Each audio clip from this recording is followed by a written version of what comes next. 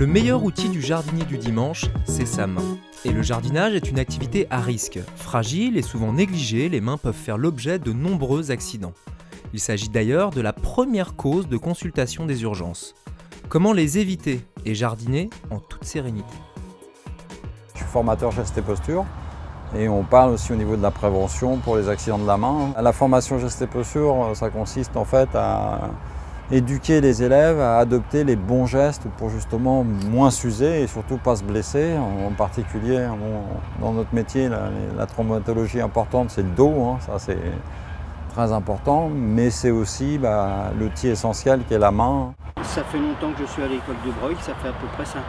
Je me suis inscrit tout de suite pour avoir un potager dans l'école, un petit terrain de jardinage. Je suis conscient des risques qu'il y a dans le jardinage avec les outils, les piqûres de rosier, dérapage d'un outil qui peut très bien se faire. Alors tout de suite dans le jardinage, la première pensée qu'on a, c'est se protéger au niveau des pieds et des mains. Mettre des gants, des chaussures adéquates pour la terre. Ouais, on a donc toute une partie théorique en salle et après je leur fais faire des exercices de levée de charge mais aussi de coupe de branches de façon à justement corriger tout ça.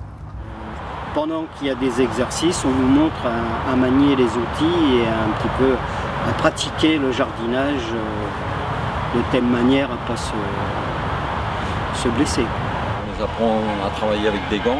Et puis au niveau des machines aussi justement, savoir gérer une machine, comment l'utiliser et surtout comment la nettoyer, puisque les gros accidents au niveau des tondeuses en particulier, c'est au moment du nettoyage de la machine ou quand quelque chose s'est emmêlé en dessous, une branche, où là les gens ne prennent pas les précautions nécessaires. Donc nous on les habitue à faire des gestes qui les protègent.